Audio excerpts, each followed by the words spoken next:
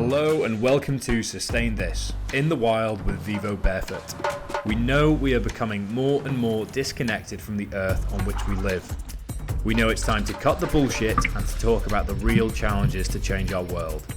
That's why we started this podcast. We've invited our guests into Snowdon National Park, up into the mountains to move and reconnect with nature and immerse them in what it is we are fighting for. In this episode, I'm joined by Emma Foster-Gearing, Ed Stafford, Kim Hartwell, Sarah Leighton and Peter Francis, as we focus on the discussion around harnessing our true human potential. I'm Fergus Crawley, the Health and Wellbeing Lead at Vivo Barefoot and co-host of this event with Emma. We hope you enjoy listening and can take some insights away from our discussion so that you too can reconnect with your own potential.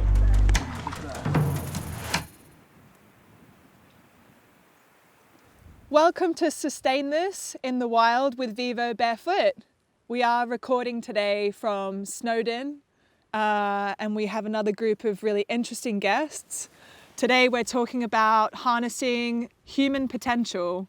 So do we need all of the kit? Do we need all of the science? All of that stuff in order to really reach our potential and get out in nature and just be the best we can be? Or can we just go out and can we climb mountains like this and swim in the lake? And, you know, do you really need to have all the stuff in order to do that?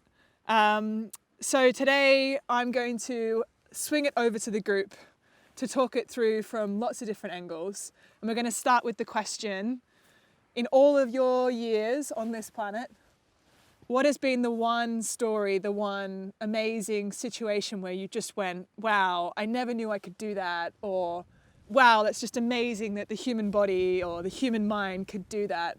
So I'm going to start with you, Ed. Thank you. What's the one thing? I don't know, I mean, naturally I want to say walking the Amazon because that was the thing that everyone said was impossible. And I just had this little inkling that it wasn't impossible and that people were getting somewhat overwhelmed by the scale of things. And yet actually that wasn't the toughest thing I did, so I'm not going to talk about that. The toughest thing was spending 60 days stranded on an uninhabited tropical island between Fiji and Tonga. And it was a survival experiment. It was dreamed up for Discovery Channel, but it was real. I was determined that if I went into TV from doing expeditions, I wanted whatever I did to be authentic.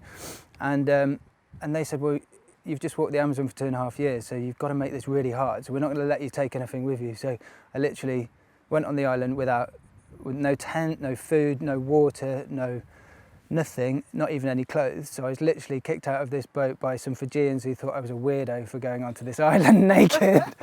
But you started the chat talking about, do you need all the things that and I was used to going on an expedition with a lighter and a pair of boots and a pair of trousers, and if I'd gone onto the island with those things, I could have sort of cut around and organised myself and collected firewood, and I'm sure I got a fire going on and light one and stuff. But going on naked was, I've never felt more vulnerable, and I did feel like a prat. I'm not a rugby playing willy waver who likes getting naked in bars and things like that. I'm very embarrassed about that sort of thing, and yet bizarrely I landed myself in this very vulnerable position of having to start from absolute ground zero, and it took 13 days to get a fire going. You know, I was huddled in a cave with goat shit on the floor, crying at night quite often because it was the enormity of realising no one's going to help you here. Like, no one's going to come in and hold your hand through this. You've got to take full responsibility for yourself. You know, there's no fridge to open the door of to get some food. You know, if you don't succeed during the day, and it spanned me out. It took a long time to actually compose myself to the degree where the actual fire where I made a fire kit out of, the tree, sorry, where I made a fire kit out of, that eventually got me fire was about as far away as that rock. It was just 10 metres away, and yet my head was spinning so much in those first few days that I couldn't see it. I physically couldn't see it. So I think without rambling too much, that was definitely the hardest thing I've ever done. I think unless you've spent a lot of time on your own, it's very difficult to understand just what a catalyst to personal change and positive change being on your own is. And I think in order to bring it back to what you were saying in terms of can we go out and do things without all of the trappings? Yeah, we absolutely can.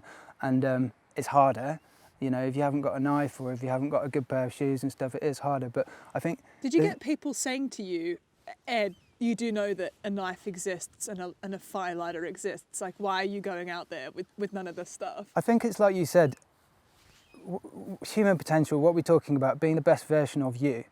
Everything that we have in terms of the things that make us comfortable and the things that make our life easier inherently make you have to work less hard. And so this was making the challenge as hard as physically possible so that I had to raise my game. And I think therefore it did teach me a huge amount, and I had to draw on all sorts of I don't know, just sort of, I did use my ingenuity and come up with solutions to problems. And I wasn't a survival expert at all at that time, so I was making mistake after mistake. And I think it is really important to challenge yourself. And I think, you know, sometimes the reason you walk up a hill is to be a little bit uncomfortable, not because it's the easiest thing to do. Of course, it's not the easiest thing to do. It'd be far easier to watch TV on your sofa, wouldn't it? But we do these things in order to stretch ourselves and expand our horizons and get better at being humans, I suppose. Yeah. Yeah, actually, Fergus, that's a good time for us to swing over to you to tell your story, because I think you actually make a habit of going on these big things, and people go, why? There's no logic in that. Why would you run up a mountain 50 times to prove a point? So what do you feel like that is teaching you in terms of human potential? So I think the turning point for me was coming out of a really sustained period of depression, where, going back to the loneliness thing, I felt more alone, more isolated during that period of time than I ever had done before. But now, having come out on the other side of that, the lessons that I learned along the way, the perspective shift that I've had as a result of that, means that I'll now sort of dive headfirst towards adversity, towards things that challenge me, towards things that make me uncomfortable, because I know how much value there is in fighting through that struggle to get out the other side. And if we're framing it within the sort of realms of human potential, I know that it's pretty much limitless, and it's up to you what you make of it. But there's so many barriers to entry in the Western world that people get caught up in that I'm not going to climb that hill because I don't have the right boots. I'm not going to run that trail because I don't have the right hydration vest. I'm not going to do that because my iPhone doesn't take good enough photos. All these things that actually prevent us from just enjoying the world for what it is. And settings like this just get me more excited than any modern technological advance does, because it's the most reflective, most isolated, most perspective shifting environment I can ever find myself in. So I make a constant effort to get into the hills every weekend that I can, because it keeps me anchored, it keeps me grounded, and it reminds me how much there is to learn from charging towards the uncertain, the uncomfortable, and loneliness. The sense of isolation that I experience is where I sort of feel most self-aware, and then every lesson that I learn I can implement into my day-to-day life moving forward. So my own version of human potential is basically just push the boundaries until I feel like I've learned all I need to learn, and I enjoy doing it. That's the beauty of it. I'm not intimidated by the challenge anymore. Whereas if you'd asked me 5 years ago, would you be doing any of these things, I would have said, good one, not a chance. But it's taking that first step and acknowledging that first step is powered by you and not by anything else.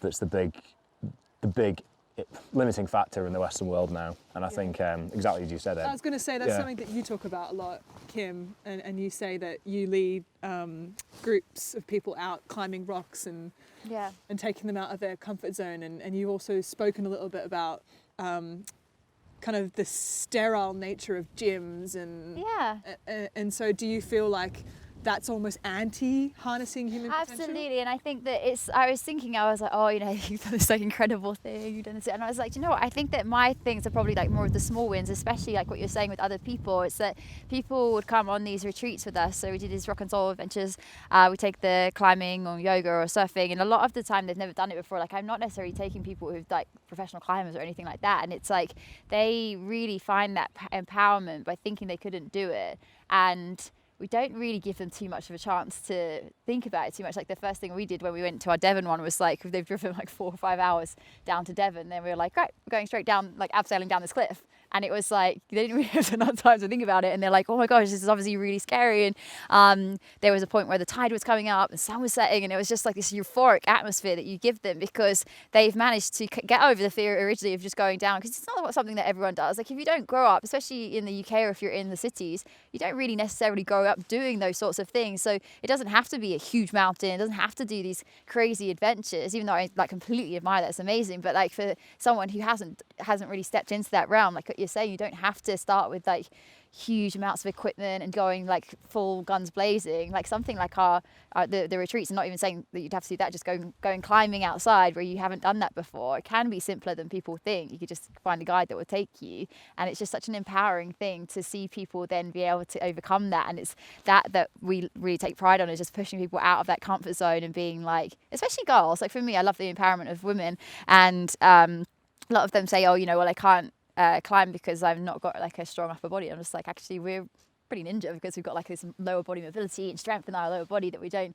necessarily think of. And so when, like particularly when they're getting to the top and they're like, oh my god, like the tide was coming up and I felt like it was like gonna like go and get me or whatever, and then they get to the top, the sun's setting, and like we're all having like a massive party because everyone's so high on life.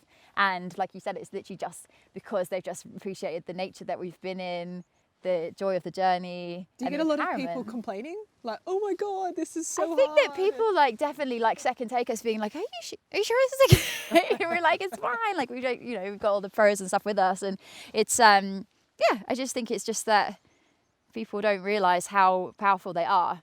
And those, by empowering people in that way, that they kind of, you know, the wonderful thing is that people come on those with us, and then you hear from them like 1-2 years later, and they're like, oh my God, I'm so into climbing, like I've climbed this and that, and they're still climbing with our same group that we went on, and like we do reunions, and I'm just like, that like for me is like pumps me up, because I'm just like seeing their joy on their face doing that when they didn't know that they could do that before. So that's my version of. So it's just making it really accessible, and making sure that it is, you know, super clear that this isn't something that only a certain level of fitness, or because it's easy to look at the pro rock climbers and be like, well, I'm nowhere near that, so I just won't start. And I think that is that kind of, you just get paralyzed by that, don't you? Because you're like, well, if I can't do that, I just won't do anything at all. Well, you do something similar as well, right? Because you kind of showing that surfing in the UK is not just possible, but it's also great fun. Yeah.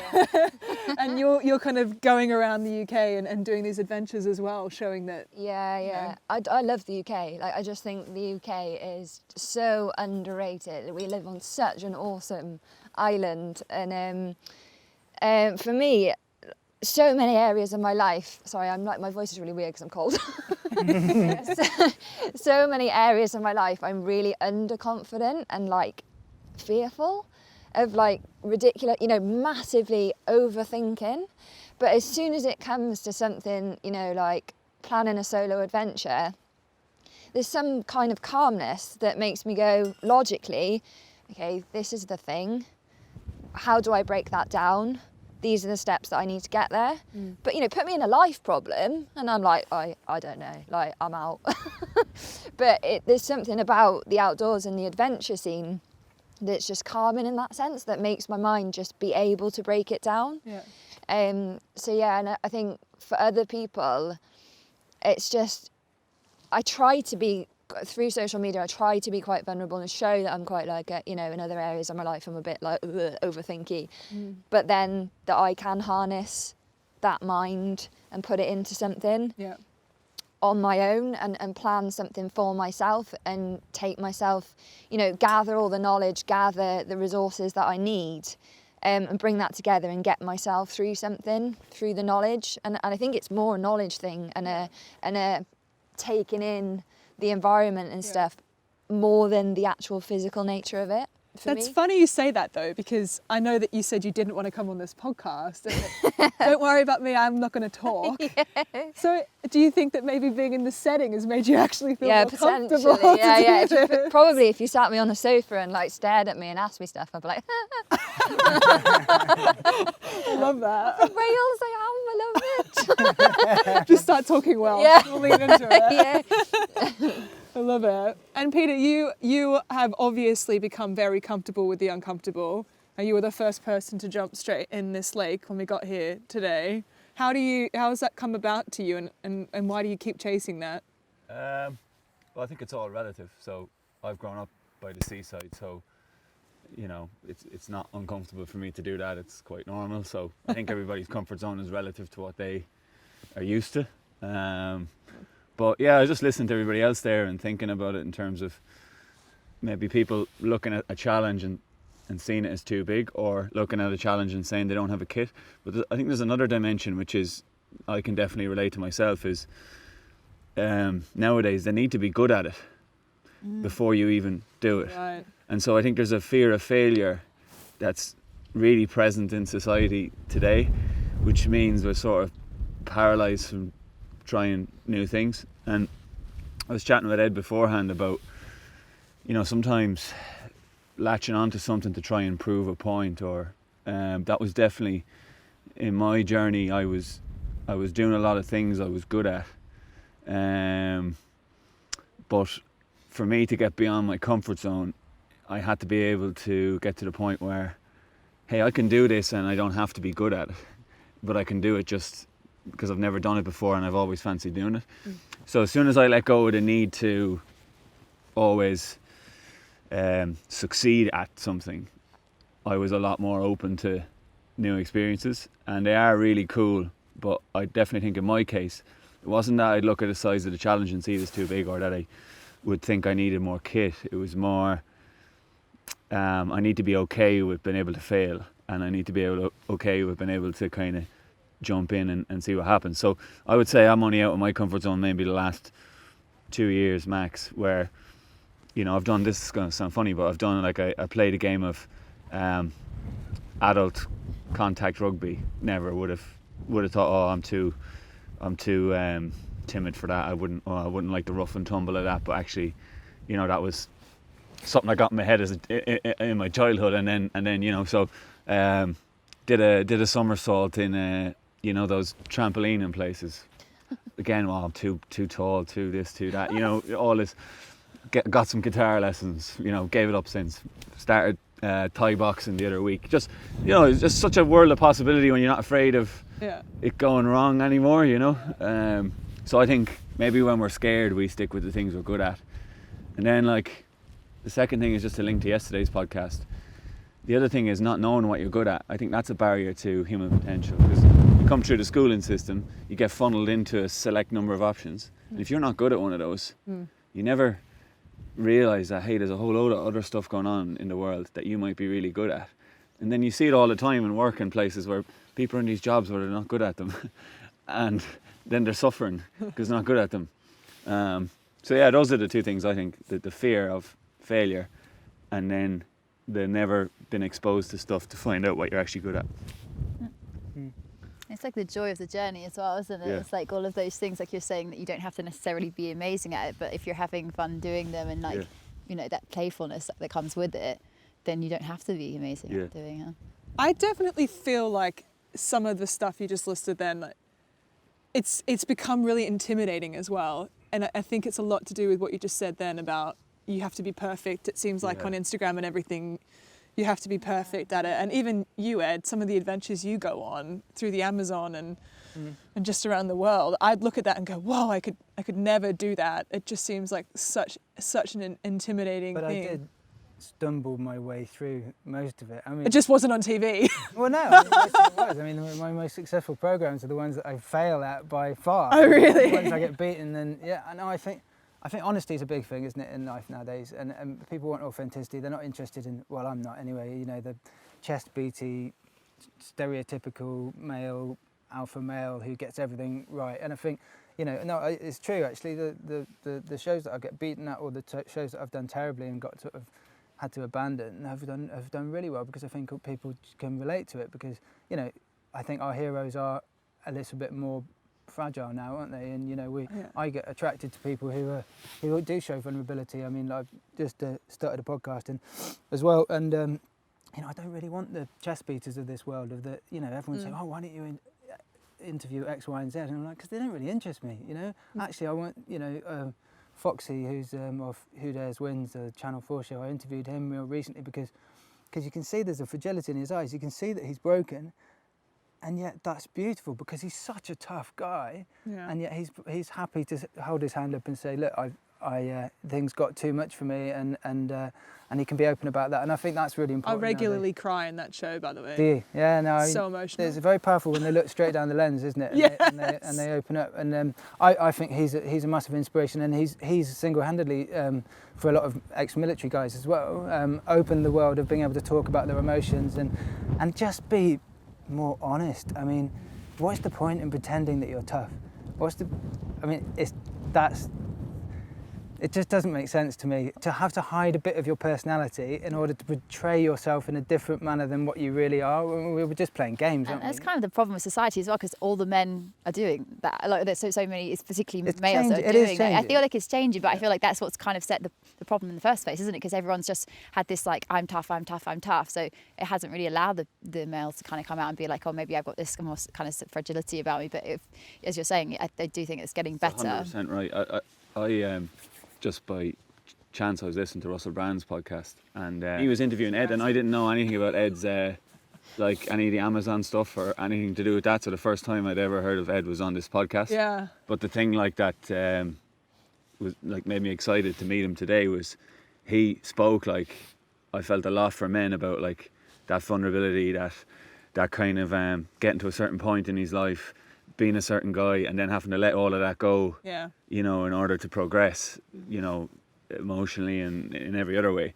And I think those kind of things are huge for men. And like since I went through my own journey and went to counselling and all that, when I used to come back from the UK to the lads at home, just opening up, you know, you get all the support off the boys, but you also open the door for them to then be able to walk through it as well, because a lot of the time we're going through a lot of the same stuff, but if we don't talk about it then we don't know. And we saw it in yesterday's podcast as well, like all of us here are talking about the same thing, you know. I might be coming through it from an academic way, and Ed from the Amazon, and you know, Kim from yoga, and Sarah from a mountain, but we're all kind of saying the same thing. Absolutely. Yeah. You have a lot to do with this, don't you? I do, You do yeah. a lot of stuff with Movember. Yeah, so everything both of you just said there is fascinating in so many ways, because my period of depression actually culminated with a suicide attempt in May 2016, and that was purely down to the fact that I was this chest-beating, portraying one personality, living another sort of male, because that was the way that I felt that I should exist, because I had these expectations of me. I had grades X, Y and Z, I had this, that and the other, and these sort of paths that had been formed for me by other people that I'd fully been convinced was the right thing to do, because that's the way I'd been told. X led to Y, Y led to Z, and then suddenly you were towards the end of your life, and that was the way things worked. But it didn't quite go in the way that I hoped it would. But because it knocked me for 6, I didn't do anything about it, because as a bloke, I'm meant to look after myself, I'm meant to be able to look after other people, I'm meant to be able to take that hit. So I just thought, right, keep taking the hits. But 2 years down the line, I couldn't take any more hits. And that was where it ultimately got to the stage where I felt so uncomfortable at the concept of saying that I was weak and vulnerable to another male that I chose death over actually acknowledging that. That's how in my own head I was. I think it's amazing to hear that. I think it's separating the words weak and vulnerable. I think vulnerable is strong. Yeah. Oh, Exactly. vulnerable Yeah, can yeah, be very yeah, strong, yeah. can't it? It's like But I couldn't we make always that grew up. distinction. No, we always grew up. It was like if you showed weakness or if you showed vulnerability, you were deemed to be weak. And I think it's separating those two things. And I think it's far braver to show those vulnerabilities, to show the softer side of you, because you're not hiding behind anything, are you? But It's the doors it's opened up for me though. Not from a network perspective or anything like that, but just as a human being, the doors that I've now opened it's just changed me as a human being. I think going back to what we were saying before, it's rigidity and putting things in a box is where men go wrong so often, because rigidity sort of breeds stagnation, and stagnation is not a fulfilling sort of state of existence. And I was so rigid in the way that I did things that all my metrics for success were so black and white. This grade equaled that, the car you drove equaled that, the house you were in equaled that. That was my perception for life moving forwards. And that meant that with such black and white metrics, it was so easy for me to be deemed a failure in my own head. Yeah. Whereas now my metrics for success are much broader, based on how happy am I. Quite simple. How much time can I spend with the people I enjoy spending it with? How much time can I spend in settings like this? And having those conversations with my friends, like you, Peter, you'll often find that everybody's going through something similar, but it's the more people that open up and take that final hit to actually acknowledge the situation they're in, the familiarity that other people can find within that will help them open the doors that they've been struggling to open for a long time. And as you said with Foxy, I mean, the nation got behind him more when he admitted he was vulnerable than they did when he was portraying strength. Yeah. And that was it. That's where humanity comes into it. And the same with you failing. People take more inspiration from somebody charging at something in the confidence that they're going to do it and admitting that they were defeated. Yeah. Because if you charge at something and you do it and people deem it almost superhuman, it's out of reach. Yeah. Whereas if you go at something and then you fail, it's more within reach for the person that might need that little lift out of there to help them take that first step forward to harness their own human potential. Yeah, it's making it acceptable, isn't it, as well?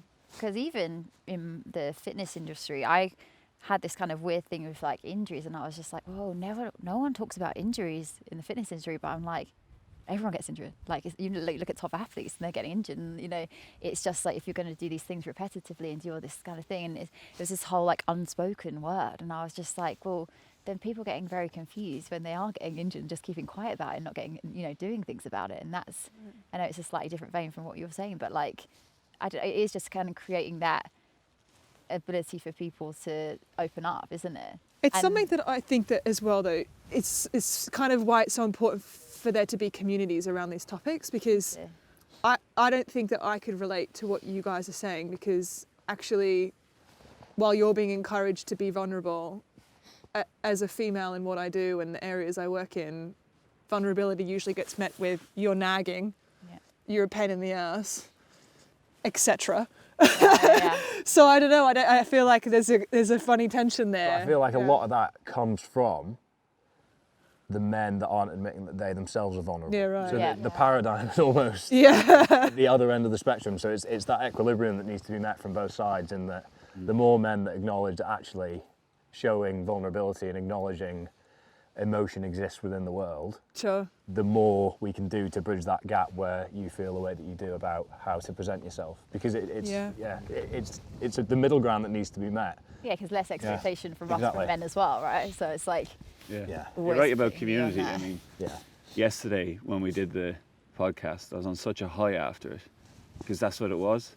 It was all of us in a community talking about stuff that we all like talking about. Yeah. And again, if you go back to an evolutionary perspective, that's what we're hardwired for. And it's belonging, and I think like we all are. It's proven that we basically all think the same things, but we don't talk about it. It's wild, isn't it? And it's just like as soon as you open that can of worms, go, oh, cool, we can talk about it now. It's. Yeah, it's true, because I think every generation is a little bit more self-aware, aren't they? And like our parents' generation wouldn't be having these conversations at all. I mean, I in terms of community, I think it's fascinating. I think everyone.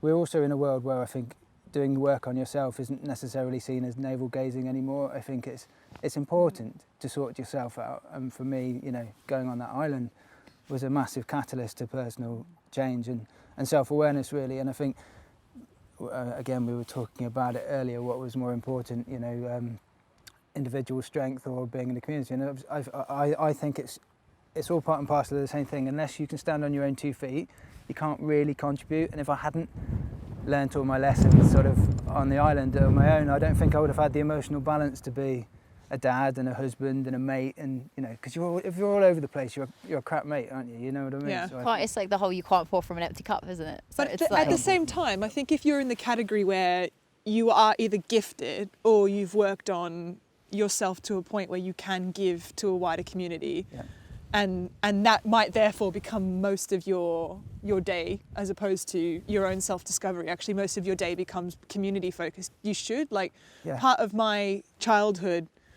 was in a fairly kind of what I would see to be kind of verbal abusive situation, mostly just because of how my father's family had grown up. Mm-hmm. He doesn't watch this stuff, so I'm not worried about him seeing this. But he came from a kind of very bottled up, quite toxic line. And I would do things like put the dishwasher, unpack the dish, get in trouble because it was too noisy when I was unpacking the dishwasher, or just the expectation for me as a female versus my brother was just so high, and it ended up being like quite just intense. It was a really intense childhood, and so I became extremely resilient really quickly. And so coming out into the world and being a passionate advocate for nature and saving nature, I immediately became almost selfless in how I did that, because I just felt like I had so much energy to give other people that weren't able to have or find that energy themselves. So I spend most of my day, I guess, in my head trying to give what I have to anyone around me that can use it and feel like can benefit from it, basically. I think that's really cool. I don't think that's different to us. I think you just did things at a different time scale. Like, you learned a lot earlier. You became more resilient a lot younger in life. So you've had lots more to give as an adult from an earlier age, I think. But I think, you know, a lot of people, you know, I'm in my 40s now, and it's only the last 5 years that I'd say that I've gained a degree of emotional stability. Before that, I was very volatile, and, you know, from 20s getting into fights to, you know, all sorts of daft stuff that young men do. And I think tough times, like everyone's got their story, haven't they? Everyone's had something that's happened to them that's affected them. I do think it gives people greater range of emotions. You know, when you sometimes feel like, I'm sure I get more down than other people, but I also feel like I can get more happy than other people as well. And I think it gives you more fortitude to go through life. I think Absolutely. It's a bit like weight training, isn't it? If you cause trauma in your muscles, then your muscles grow, and I think emotional trauma works the same way. And I think you don't appreciate, I always think you don't get, if you don't have those downs, you don't really get the ups, do you? If you're just kind of on that flat, we kind of need that in our lives. And the change, like is a catalyst for growth. So that's a really, really good comparison to us jumping in this river, right? I'm now really glad that I'm wearing warm clothes. Very refreshing. I wanted to talk a little bit more in detail around these lifestyles that you all live now as well. From the outside, sometimes it feels like you need to have the latest shoes, the latest backpack, the latest, you know, technology in your ears, on your hand, whatever. Like, I'd love to just kind of hear from all of you. Do you feel like that's getting in the way of us being able to have more traction on these lifestyles that we're all talking and agreeing with? They're so powerful. How about you, Sarah? There's a basic level of kit, obviously, that you need for, you know, basic needs, warmth and shelter and stuff, but there's nothing more fulfilling than having everything you need on your back. So just having the basic survival stuff that you need on your backpack, and then just being able to go, it's just so freeing to be able to go out and do that and not have that excess crap. So yeah, I mean, obviously there is a basic level of kit, and it does make your life more comfortable if that kit is, you know, helping you, but definitely like not going overboard, and just being self-sufficient from like a backpack is just the best thing you can do. Well, you've literally turned up to this whole thing in a van, which is a kind of converted van, but it's got a floor and walls. Yes. And then you've got surfboards, and it's just, and I said, are you going to do it up? And you said no, because then I can't put as much. So that's to do with the varying degree of stuff that I do.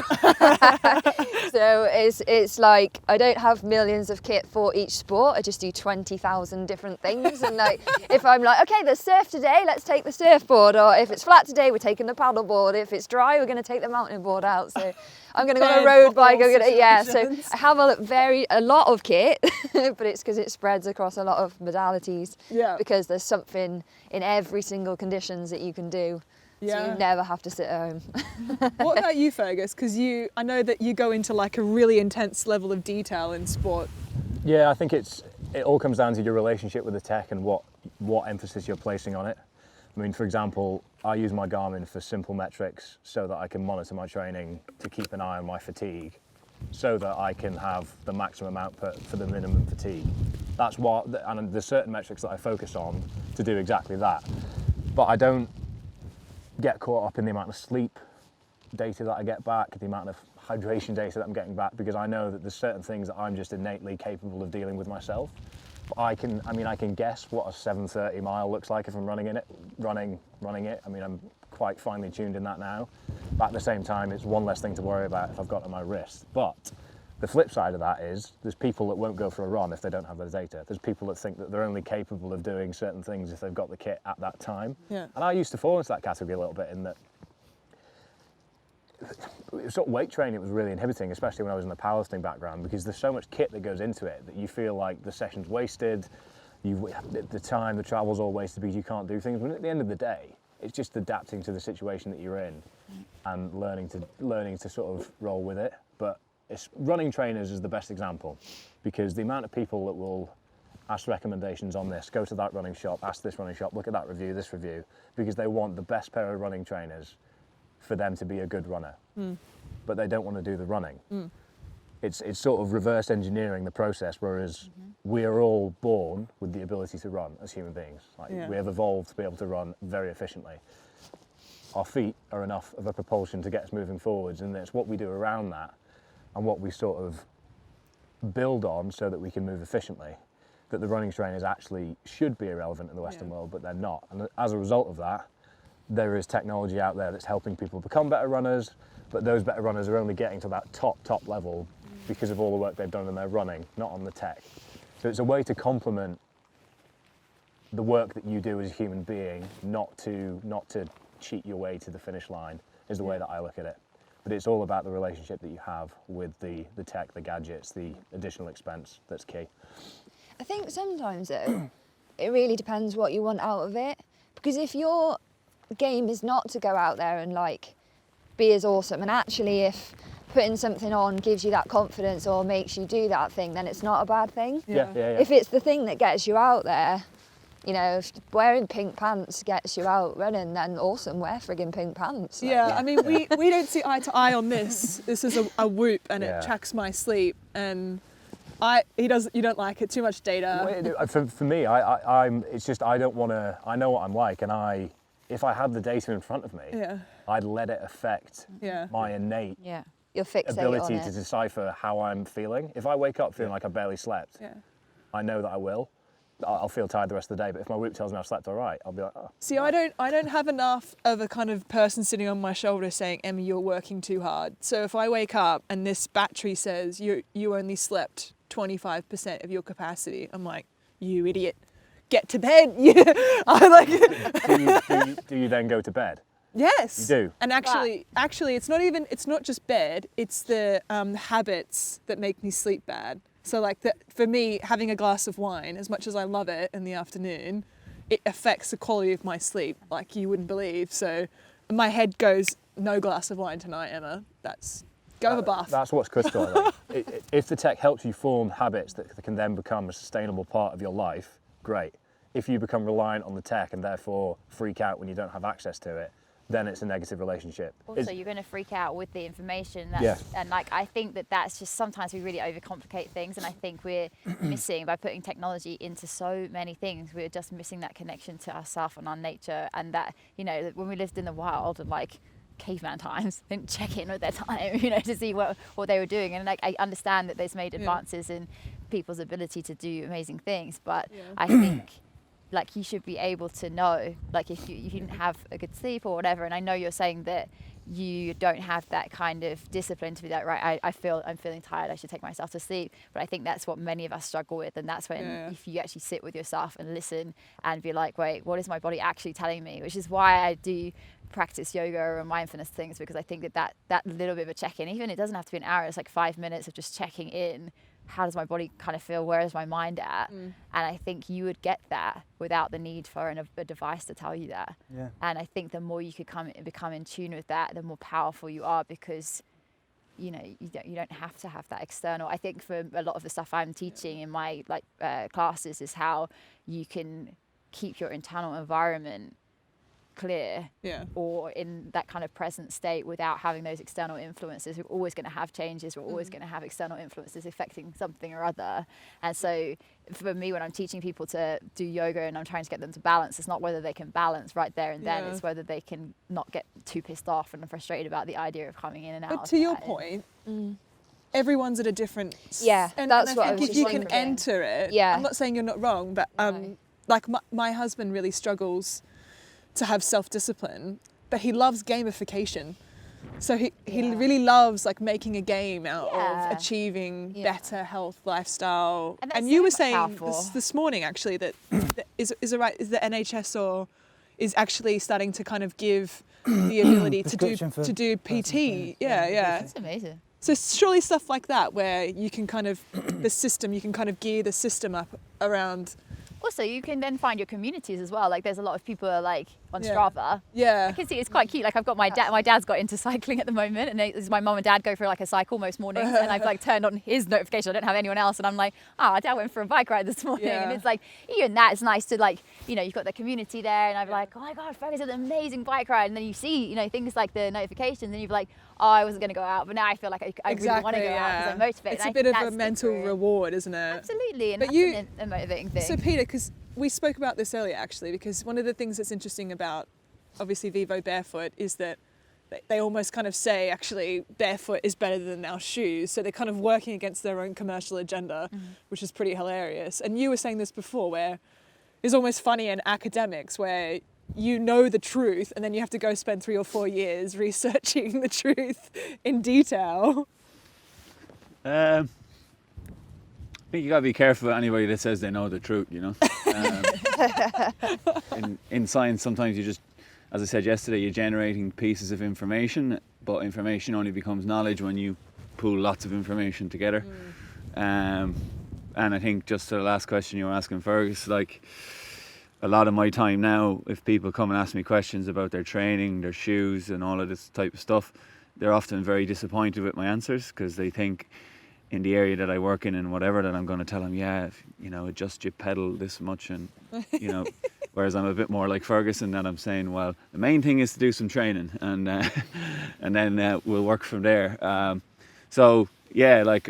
very stripped back in terms of, I think again, like just what Fergus said, like about getting out of your head and into your body, and I think a lot of people are living in their head and they've been fed so much information, like, through social media, through news, like, everywhere, podcasts, so they come to you often like in a place of just utter confusion about what they should eat, what watch they should have, what shoes they should have, and there's just so much noise. And I think without the noise, we'd probably be all right, Do you think sometimes though, at that point, they're not quite ready to like find it in that sense and actually just let them do that pedal adjustment? Like, okay, for now, do that pedal adjustment, and that pedal adjustment gets them out there. And then, because it's quite a process, isn't it? For sure. Like, I mean, if they're happy doing that, I think sometimes though they're asking me more like, how do I get better? Yeah.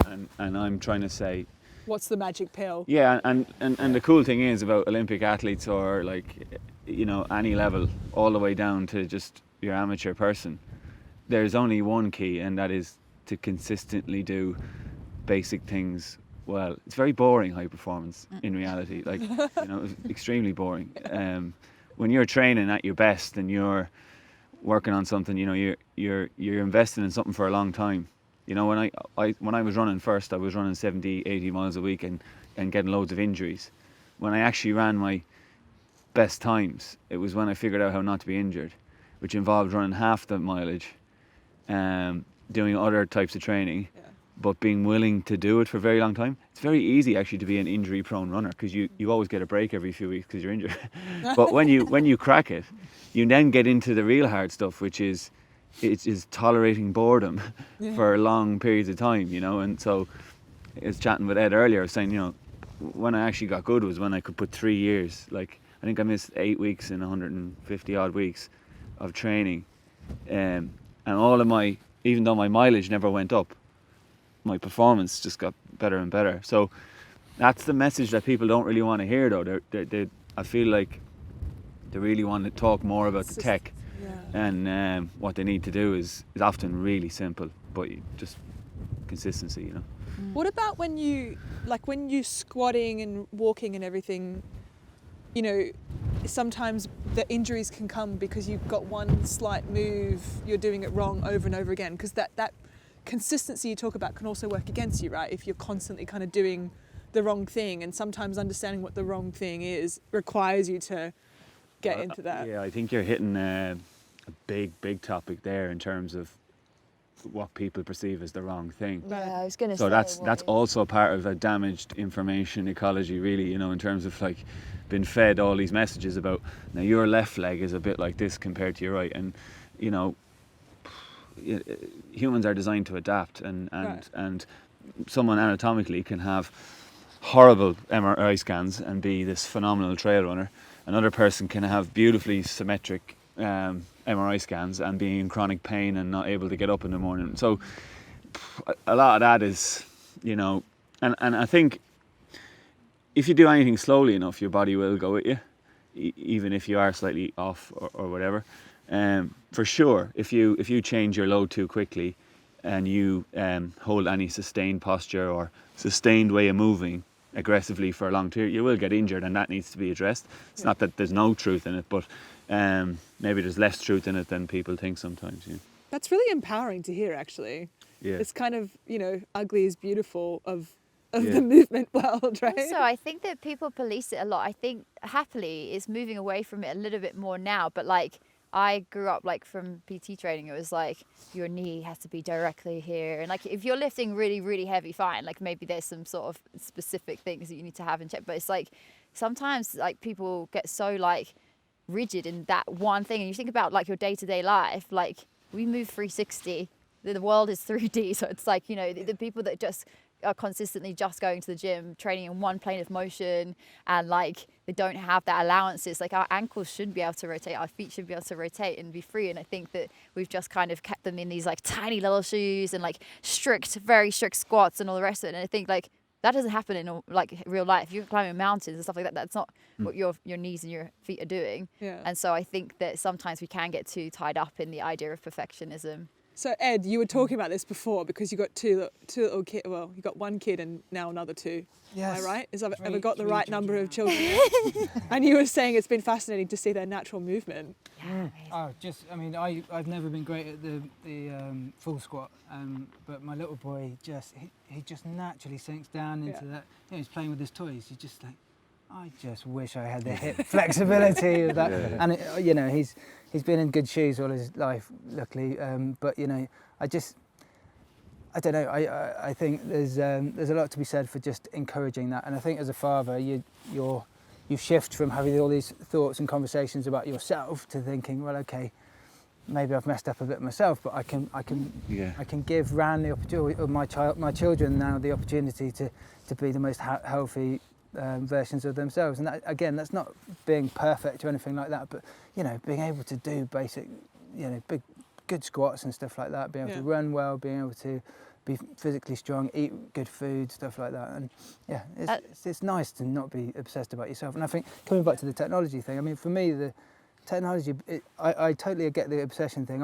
When I came off the island, was obsessed with food because I didn't have food for 2 months, basically. I came off and I definitely had an eating disorder. I was literally waking up in the middle of the night and scoffing everything that was in the house, and it was like ridiculous. Like I really bloated out really, really quickly. And then I went on to these apps that track all your carbs and this, that and the other, and it was like 0.1 of a gram of carbs, and I was stressing over it and all this sort of nonsense. And for me, I think the biggest thing was just saying goodbye to all the technology when it came to stuff that can make you obsessed, because it is information overload. Nobody needs to know exactly how many carbs they have. So yeah, I think it's just a healthy dollop of common sense. I mean, one of the things that bothers me here massively is that a lot of people don't realise that these companies not only make the stuff that we know we don't need, but they also market it to us so that they convince us that we think we need the stuff that they make. But then when we have these conversations so much, we're like kind of almost blaming the average consumer for like making the choice. But I feel lately we're starting to wake up to the fact that the average person is a pretty decent victim of the system, and that these companies actually need to change and stop commercializing on this stuff, right? Like, well, environment dictates behaviour. Yeah. So, you know, again, we're only just monkeys with big brains, so you stick us in environments and we just react to those. Yeah. You know, in some ways, Ed, you're reacting perfectly naturally, going from an environment of starvation to one of availability. Gorging is the natural, the natural thing to do. So I think we're completely completely influenced by our environment. And we joked earlier about like not having the social media apps on my phone, but you know, even the last 6 or 8 weeks I've gone a bit further and just not watched the news and stuff, and so much better off, you know. And even when somebody tells me about the news, I'm almost getting irritated now, because I was like, didn't know all that depressing stuff until you just came and told me about it. You know, so like I heard a guy use the term like information ecology, and it really was cool way of thinking about it. You know, if you go to like a city that's full of smog, and you know, you wouldn't go there if you wanted good lung health. Yeah. And he's kind of explaining that the information in our environment, you know, is an ecology in itself that influences our health and our mental health. And you know, our founder talks a lot about healthy digital.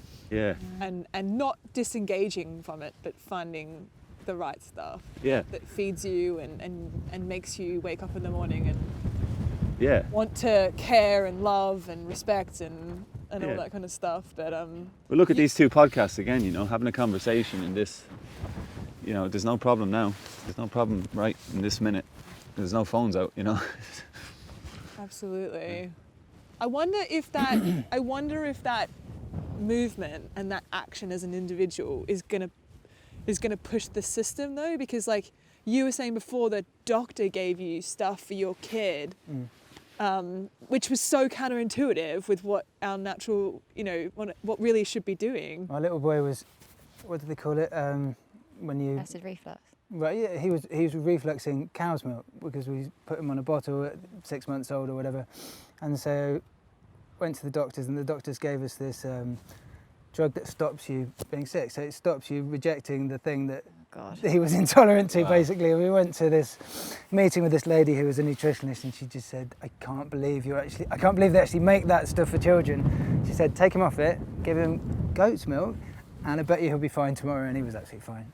That was just an example of being annoyed at the sort of modern day system of being a pill in answer for everything. But Rangan talks about it as well, because he's obviously a doctor and gets like 10 minutes a day with these patients, max.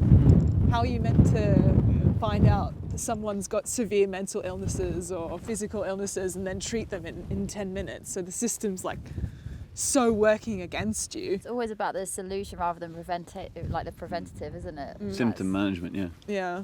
I was saying before that in Australia they do a lot of, so I have rheumatoid arthritis, so what I would otherwise spend on drugs to treat that, they let me spend on alternative therapy. Amazing. So like massage and homeopathy and naturopathy and stuff like that. And it just makes so much more sense to have that option to kind of go away. But it's not as commercial for drug companies and stuff. So that's the challenge, right? How do we make it commercial? How do we actually find that new direction? But I do think it is moving. Like I think even the fact that people have been in lockdown and had to like kind of sit with themselves a bit more, they couldn't just like quickly like constantly go out and go to restaurants and like busy themselves. So I think you've had to sit with it, and I think people are opening their mind a little bit more to things like breath work and mindfulness, and maybe there will be more of a demand for that. But isn't it then maddening that all the companies that were making money before lockdown on all that stuff that we were running a million miles an hour at have all just got bailed out by the government, and they're all existing still, and the gyms weren't. And actually we all went, actually no, we're a bit done with all that, we don't really want it, and they've gone, well, we'll look after you. It was the pubs that opened up before the gyms. Yeah, it's just like, guys, like come on. Alcohol tax. Then you got to come back to yesterday, don't you? In terms of it's too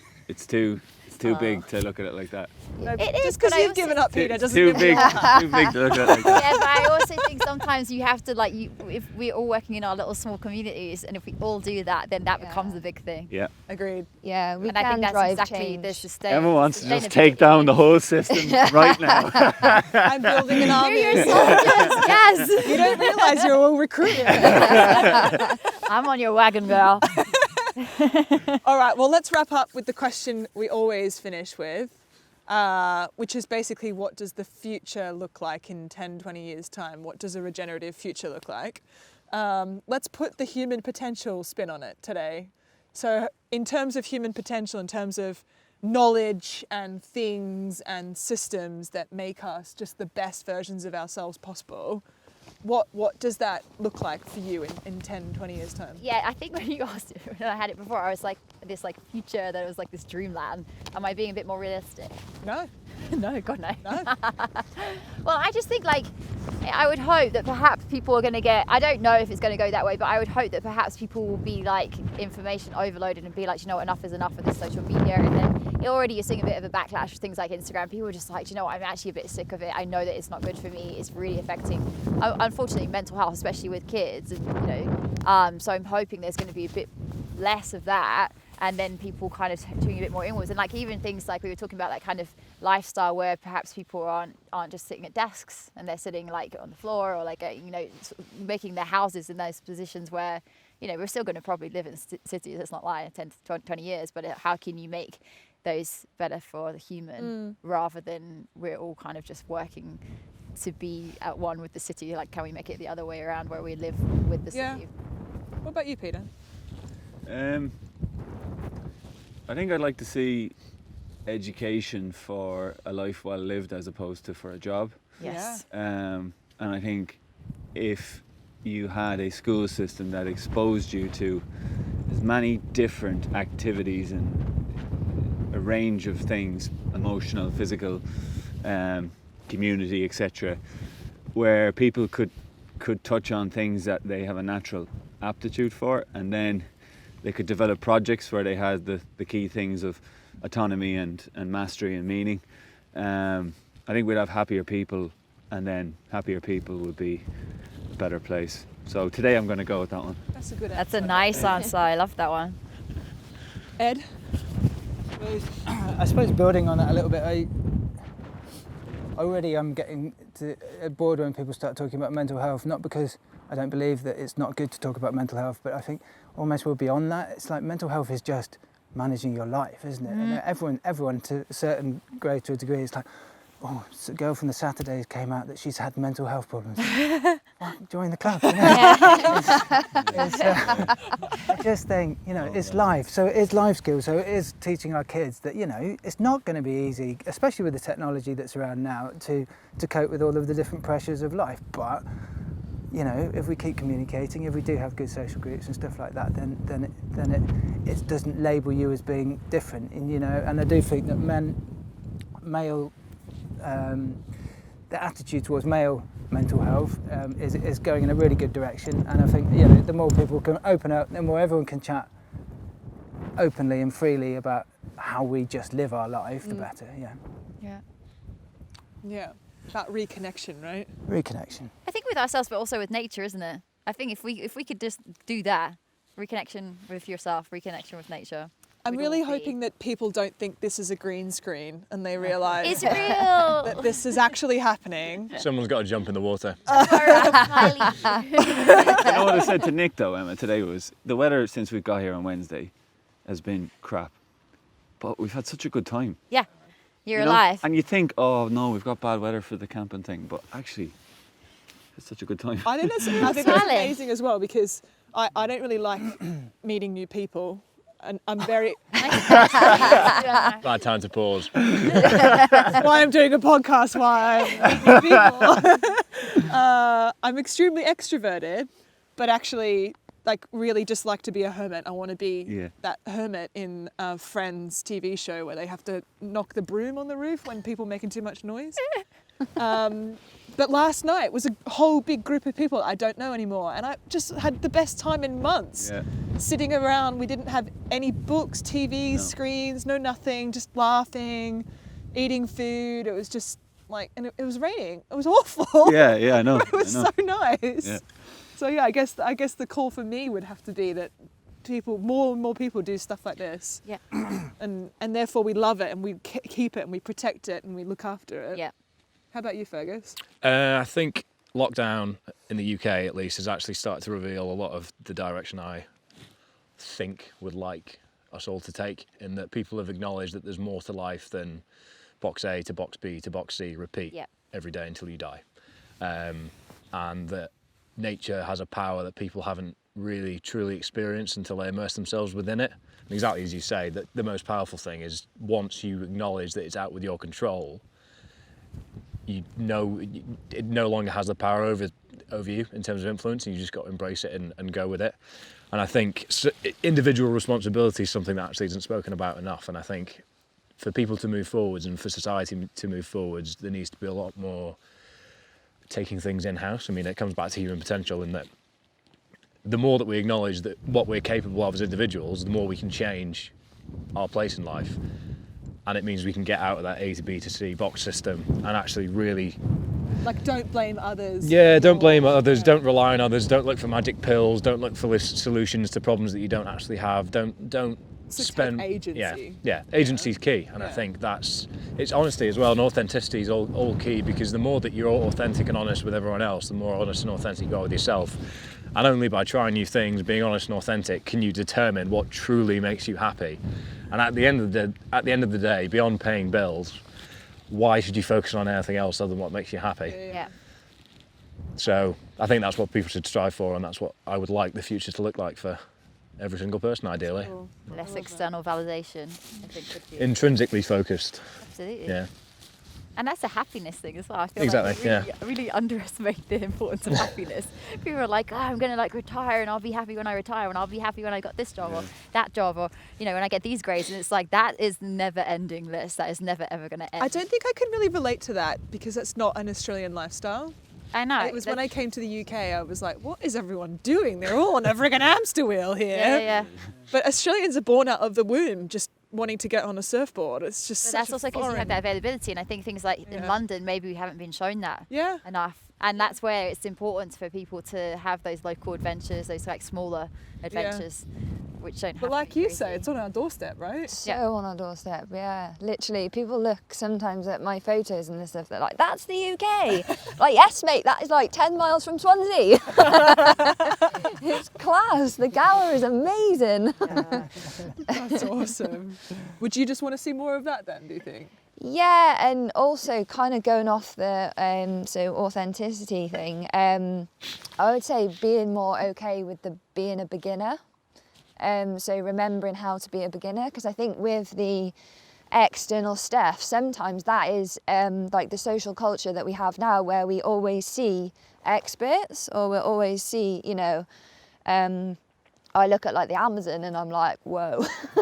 But, you know, you were a beginner at some point, like we've all come from somewhere. So I think social media is actually really good if we harness it in the right way, and like the more that we can document beginner journeys and like slowing it down and, you know, showing like that actually like it is monotonous sometimes because you have got to do that thing for like 7 months, the same thing, to actually, you know, get that potential rather than trying to skip 20 steps. I think that's like a really... Yeah, I was gonna tease Fergus the other day because he took a photo of himself in the gym. And then I thought, you know what, actually that's kind of his way of doing that documenting of the journey, right? Well, it's the reason that I haven't been injured in 3 years, is because I treat myself like a robot in many ways, in that I input data, I spit out data, I analyse the data, and then I re-input the data. And all the movements that Who needs tech? Get in your head. All Out your body, get back in your head. All the steps that I take outside of the things that I focus on they're all part of the same puzzle. So what I'm doing in the gym is not for any reason other than to better suit me for the things that I'm doing outdoors. Yeah. And it's like the amount of lunging that I do, for example, better prepares me for the hills because it mimics a lunge. It also mimics a pedal stroke, stuff like that. Having more robust hips, having zero drop shoes means that you're more aligned, which means that your movement's more natural, which means that you're less likely to be injured. And going back to what Peter says, it means I can do the things that I enjoy for longer periods of time without being stuck in a rigid, singular box. And I get to do it in the way that suits me best. And that's kind of just what I've learned to do by balancing all these things at once, but acknowledging that I'm doing it for intrinsic reasons, not for extrinsic reasons. But I do portray it extrinsically because I hope that I can help people understand why I'm intrinsically motivated by these things, because, it makes me a more robust, more whole human being, in simple terms. You haven't mentioned, and I don't think anyone else has mentioned once, that you need to go out and buy X, Y, and Z in order to do that. No. You just need to do, and you need to learn as you go, and then do better. Yeah. And then, if there's a point where you can afford or want to complement certain things, then you can. Yeah. But, I mean, I'm still in most of my lifting kit I've had for 8-9 years because it does a job. I use it, don't need to upgrade any of it. Outdoors kit, there's a bit more depending on what you're doing. But at the end of the day, in the UK, you can charge up a hill in the summer in a pair of trainers Yeah. and a t-shirt and a pair of shorts. And I think a lot of people in the UK have done that during lockdown. A lot of them have better reconnected with the outdoors as a result of that, Yeah. which might mean 6 months down the line, they might need to invest in a bit of kit so that they can enjoy that new intrinsically spiritual experience a little bit more. And you don't have to be all or nothing either. I think that that's like something, for instance, like rock climbing. Yeah. It's quite tricky sometimes for people to see how you would then go, okay, well, I've been doing bouldering or something inside, then like, how do I get on the, rocks by myself? It does sound scary, but I think sometimes you can just dabble in it. Like, you find that expert in the local area that you want to go to, they take you, you don't even need the equipment. I'm fully aware that all of you guys, though, like a lot of your income and your jobs is reliant on advertising kit, though, right? Like, let's address the elephant in the room. Mm-hmm. You're all involved in various companies. But then we also with need kit, right? So like, we don't need all the like latest tech. We don't have to keep replacing it, but there's some like what you say, you have to start with some stuff. It's the context though, isn't it? It's the context that it's portrayed. It's like also your uniform, right? So you need to, like, it's like me saying you need all your workwear to go to work. It's the starting point's key, I think, in that if you're buying the £600 Ultra Gore-Tex jacket to walk to the shops because you think that's going to encourage you to spend more time outdoors, that's the wrong way to look at it. But if you spend a lot of time outdoors and then think, you know what, so that I'm safer and more, better equipped to be outdoors, I'm going to spend £600 on the high Ultra Gore-Tex. Yeah. that's Also the thing, probably is the lasts a long context time. around it. And I think you've got to be very careful kind of saying you can run up a UK mountain in shorts and t-shirts. You can, like you could, I could, like probably we all could, but it's the context around that. You do have to be quite careful, because do you have that awareness, do you have that knowledge, and do you have that self-sufficiency I've definitely to do got that? in trouble a few times for not wearing waterproof pants. Yeah.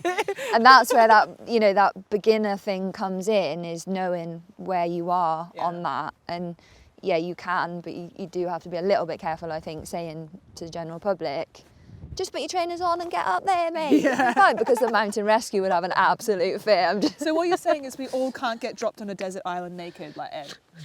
Yeah, like definitely. There has to be context around. There's normal human potential and then there's Ed Stafford. Yeah.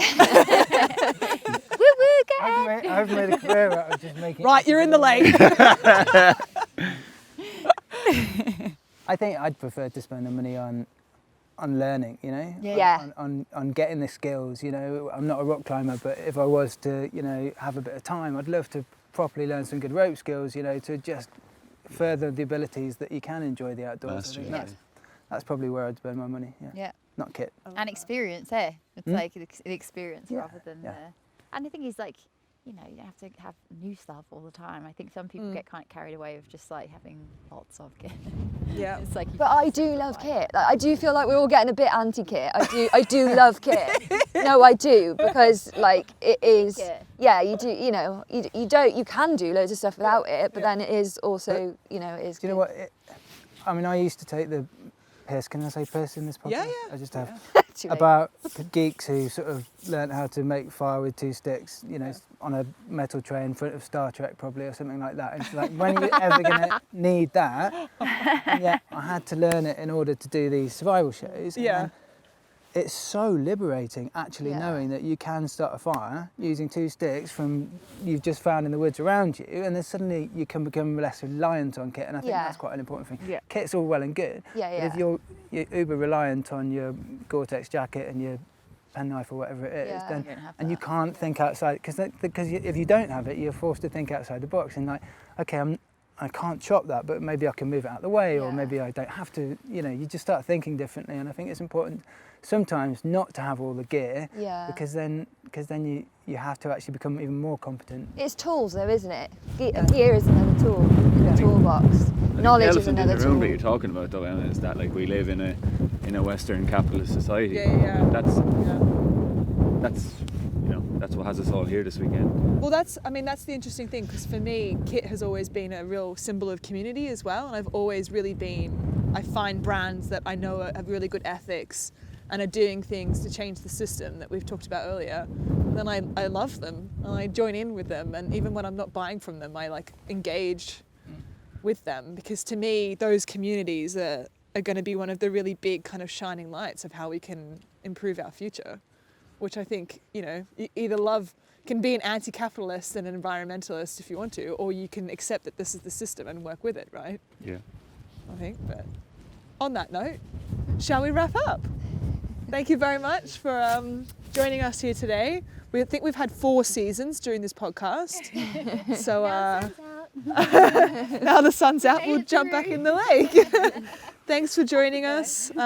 Yeah, it's been such a pleasure, and it's been so good to be able to do it from this absolutely stunning location, and a real joy. So thank you very much, guys. Thanks, Emma. Thank you. Thanks. Yes, thanks. Thank you so much for tuning into our second edition of Sustain This in the Wild with Vivo Barefoot in Snowdonia National Park. It was wet, it was cold, it was windy, but we all had an amazing time reconnecting with ourselves, with each other, and rewilding with the environment around us. Thank you so much to our guests for making the trip and providing some really inspirational and valuable insights into the topics that we discussed. If you've enjoyed the content you've heard today, please do share it with your friends and family. You can find Sustain This on Spotify and iTunes, and tell us your stories on social at Vivo Barefoot, or email sustainthis@vivobarefoot.com. I know that we all left Snowdonia with a different perception on what human potential means to us, so please do reconsider what your understanding of human potential truly means. Nature gives us all the equipment and the technology that we need to make a really tangible change in our lives, so it's time for us to step up, be the change, and really ask the question, should we sustain this, or can we do better? So, thank you again for listening, and please do look out for our next In the Wild podcast series.